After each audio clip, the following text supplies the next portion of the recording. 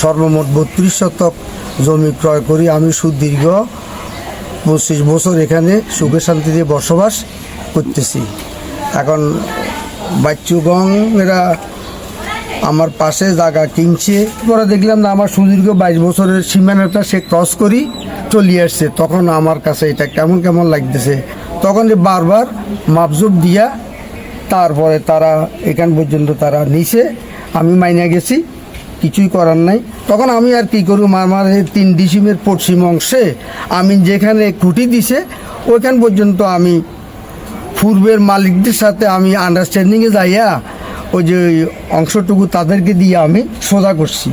এখন এরা নিবে না, তখন আমি নিরুপায় আমার এই কিঞ্চিত অংশ আমি এটা ভাঙি, ওখান থেকে আমি আমার অংশটা আমি, এরপরে তারা বাধা সৃষ্টি করছে। থানার থেকে পুলিশ আসছে, আসি বলে যে বাচ্চুগংরা পিটিশন করছে আপনাকে জোরপূর্বক তাদের জায়গা দখল করে ফেলতেছেন। ওসি সাহেব বলছে না, এখন আমি আপনাদের কাছে ন্যায় বিচার চাই আর কি। বাংলাদেশ সরকার জেলা পরিষদ থেকে এখানে 16 পয়েন্ট জায়গা নিয়েছিলাম লিজ। এই 16 পয়েন্ট জায়গা আমি 17 সাল থেকে গভর্নমেন্টের নিয়ম নীতি অনুযায়ী ট্যাক্স টুক্স আমি সবকিছু পে করে দিয়ে এসেছি। আমি আমার দখলে আছে ঘর, জায়গা ছিল, আমি বেড়া রেখে বেড়া ভাঙে গেছে, আমি নতুন করে ঘর কাঁচা ফাঁকা ঘর দেওয়ার চিন্তা নিয়ে করছি মাসে খুঁড়ে দিয়ে।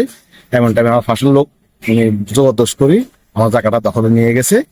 এখন আমি নিরুপায়, আমি বাংলাদেশ সরকার এবং এমপি মহোদয়ের কাছে আমি নিখেল ভাবে এটা তদন্ত করি, দেখুক আমার নামে লিজ আছে কিনা আর আমার বহির্ভূত আছে কিনা, দেখি যেন সঠিক বিষয় যেন আমি পাই। উনি গায়ের জোরে কভার খাবে কাজ করতেছে।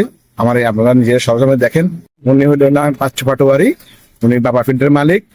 উনি যখন যে দল ক্ষমতা আসে সেই দলে 17 সহায় মানুষকে বগদা বগি করে করছে। এখন বিএমপি ক্ষমতা আসে, এখন বিএমপি 17 সহায়া উনি জবরদস্তের কাজকর্ম, তবে তখন বিএমপি নামে কাজ করতেছে। এরা নতুন জায়গা কেনার পর থেকে আজকে আনোয়ার ভাইয়ের সাথেও কিছুদিন যাবত আপনি জায়গা নিয়ে হামলা মামলা, এই যে দখল, এটা নিয়ে বিভিন্ন পেরেশানি করছে। পরিষদ থেকে উনি লিজে আছে এবং বুক দখলে আছে, এটা আমরা জানি, এবং এটা নিয়মিত খাজনা পরিশোধ করতেছে।